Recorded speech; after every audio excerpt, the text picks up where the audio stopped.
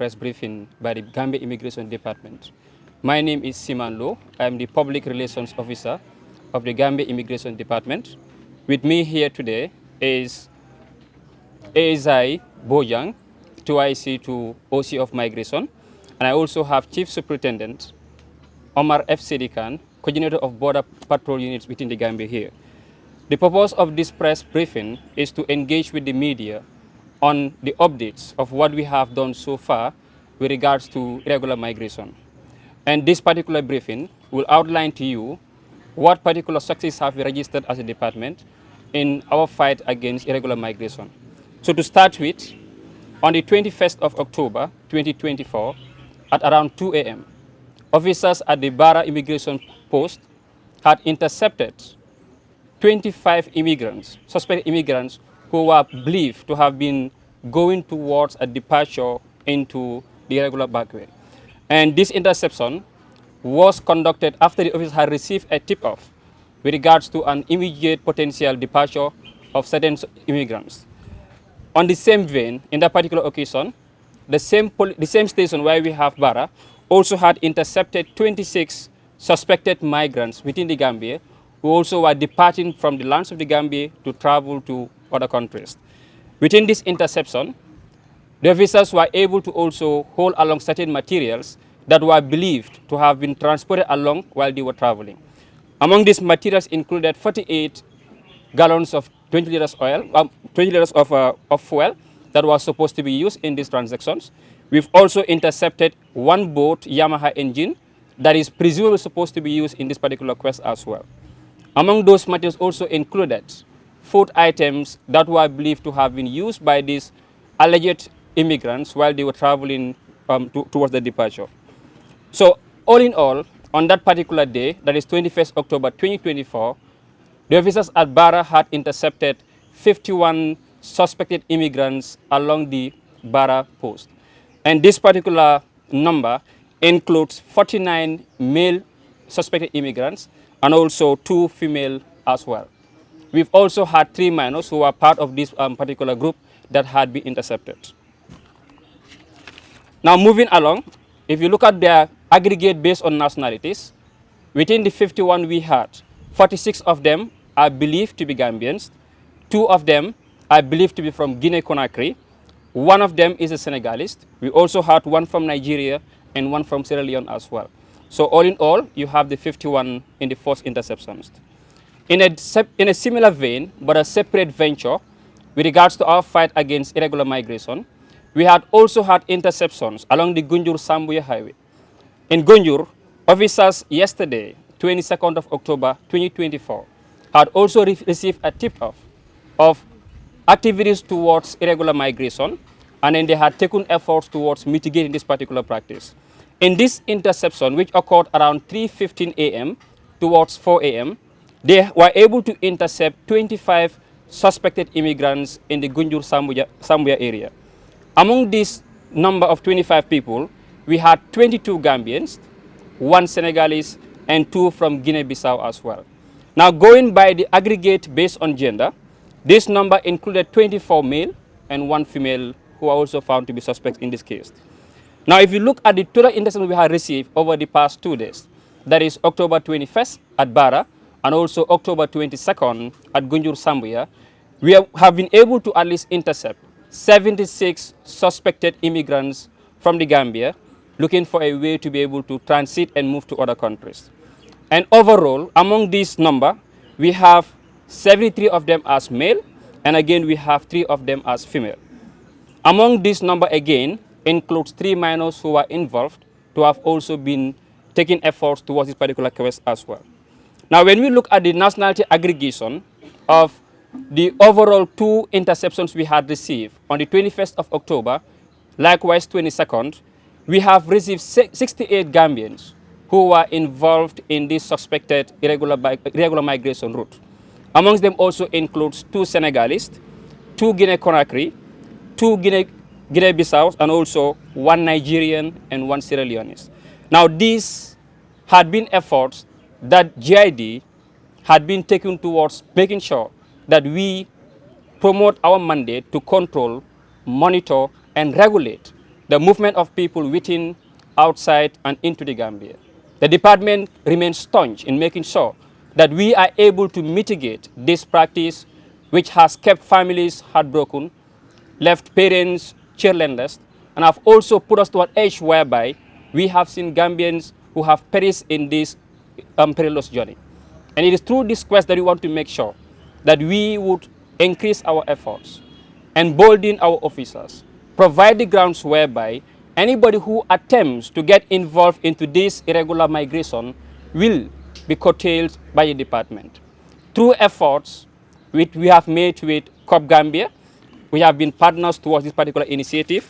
We've also made efforts with the Gambia Navy, SIS, the Gambia Police Force, who have also been helping a lot, Guardia Civil, together with the Gambia Red Cross Society. The department takes a commitment to make sure that we will make efforts, devise policies and mechanisms that will help us mitigate the practice of irregular migration. And this serves as a warning. It again serves as an indication to you that we are not sitting in our corners doing nothing, but officers are all over the country making efforts to making sure that we are able to control this menace as a country. As media personnel and the public at large, we want to indulge upon your support to make sure that we support the department in its efforts to fight against irregular migration. Over the past years, we have witnessed an increase in the number of people taken upon the Backway. And we hold it upon ourselves as a mandate to make sure that we devise these mechanisms and be able to safeguard the image of our country. So with these interceptions, we indicate to you our resolute commitment in making sure that issues of irregular migration becomes a thing of the past within the Gambian borders. Thank you. Thank you very much, Janke. That is indeed a very important question. I think it is one thing to make efforts to fight against irregular migration, but a second thing to also provide active measures that is going to mitigate this practice. Now, what is next is, after these people have been received, they are profiled, and we have made our investigations. Then, when we find evidences of being able to prosecute them, that is what we do. So, as of now, I can show you an indication, for example, that we have many cases that have been taken to the court, where judges are able to engage and confirm whether they have found culprits of this particular case or not. So the next effort is to prosecute all those who are found to be liable of these particular practices, most especially the agents involved in this case. I wouldn't want to preempt the efforts of the judicial sector in how will they punish culprits within this country. We are legal implementation partners. What we do is to prosecute them. Now, it is the jury that decides what should be their punishments. So with regards to what should be done to punish them, we have made our efforts by prosecuting them, and whatever the judge decides is what will be the fate of that case. We just have to focus within our mandate and provide our right guidances. That is not within the mandate of the Immigration Department. Our job is to, like I said before, is to regulate, control, and monitor people's movement within, inside, and outside this country. So with regards to what pulls them away from this country, I cannot tell. Perhaps we can engage with the government spokesperson or Minister of Information on that particular regard. If you ask me, don't we think we should get the legal instruments, the answer would be yes. But then the department is not also sitting doing nothing on these issues. As I speak to you, we have an Immigration Act that is currently in progress. Immigration Bill that is currently in progress. And the purpose of this bill is to provide reformations with regards to how we operate, with regards to migrations, refugee matters, and how the department entirely is controlled. So as a matter of fact, we're making efforts to make sure that the department have those legal instruments that will be able to safeguard our mandate and also promote a deterrent to most of these actions within the country as well. Thanks very much. I will still reiterate that I wouldn't dwell into the post factors of these suspected irregular migrants. That will be a topic of a different day with a different stakeholder involved. But then with regards to what challenge do we face as a department in trying to mitigate the practice of irregular migration, I would say that despite countless efforts we have been making towards this effort, our migration management unit has been making so much work together with the Border Patrol unit and other units to mitigate this practice. However, we are still confronted with certain challenges. Amongst these includes the issue of mobility. We can understand the logistical requirements of some of these actions. For instance, when we had people being intercepted in Barra, for instance, they have to be transported all the way to Tangi here, and that requires transportation. So we have a challenge when it comes to mobility. Another challenge that we face as a department, despite the expertise, despite the commitment of our officers to do their work, despite the policy reformations, is the legal instruments in place to be able to provide a deterrent, like I said before, to some of these practices. While we can prosecute them, it is not in our powers to be able to prosecute them to face jail terms. That is within the power of the judicial system. But we believe that when we have effective and efficient legal instruments to support our work, it will promote our desire as a department. And another thing that we also sometimes face as a challenge would be the case of, in some occasions, reception facilities. Like you all know, that when it comes to investigation, you sometimes need some time to be with those suspected individuals and then find out exactly what transpired. And this requires you to provide them feeding. It requires you to provide them a place where they can stay. So we would also indulge upon support from anybody to be able to help us get more reception places where we can keep these suspected people while they go in for investigations as much as possible. So these three are key in our weaknesses as a department, and we'll look for support from other stakeholders as well. Thank you so much. To date, we have received countless interceptions. The recent cases that I just gave you, we have 73. But then I will not be able to provide the exact statistics onto how much we're able to get. But I will show you, for instance, that as of now, we have 33 cases that have been investigated in the department. And this case includes numerous individuals. In a case, you can sometimes have many people involved in that particular case. Among these 33 cases still, we have 30 intercepts that have been made out of this number. And in the same case, we have also 6 cases that are currently in the court. Among these 6, 2 of them we had a verdict already, and they had been convicted on their crime. And then the other 4 rather, are currently pending cases, which we're still looking for more judicial efforts to be able to at least provide a case. So we have been making a lot, and we have reached so much over the past months. If you ask me, don't we think we should get the legal instruments, the answer would be yes. But then the department is not also sitting doing nothing on these issues. As I speak to you, we have an immigration act that is currently in progress. Immigration bill that is currently in progress. And the purpose of this bill is to provide reformations with regards to how we operate, with regards to migrations, refugee matters, and how the department entirely is controlled. So as a matter of fact, we're making efforts to make sure that the department have those legal instruments that will be able to safeguard our mandate and also promote a deterrent to most of these actions within the country as well.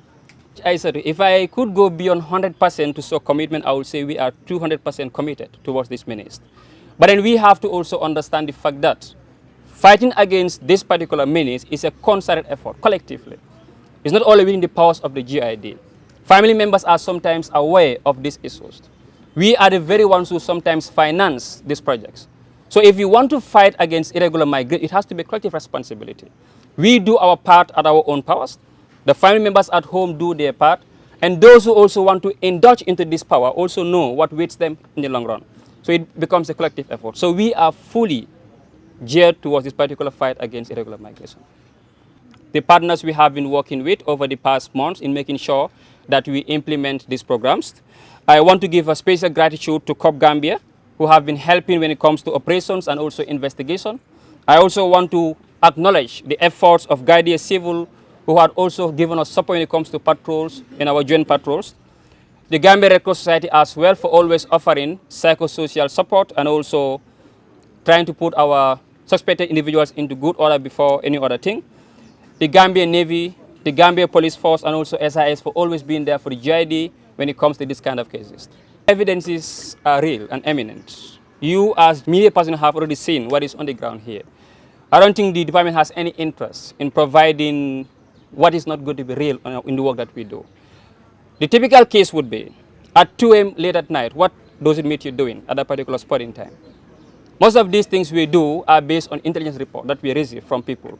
And sometimes it comes very urgently. So it's, of course, part of our commitment to make sure we engage the media personnel in the work that we do. But that again will require certain sacrifices. So we are prepared and ready to make sure we involve the media houses in the work that we do in trying to mitigate irregular migration. Like I said, the first one we had 51 that is in Barra. And the second one is where we had 25 intercepts. So if you put this together, it gives you 76 interceptions altogether. The High Command of the Gambia Immigration Department for the support they have rendered to the immigration officers in doing their work. Is to be here with us today in this media briefing. I take the honor to say it is good to be with you, and we look forward to working with you in furtherance to our mandate as a department. Thank you.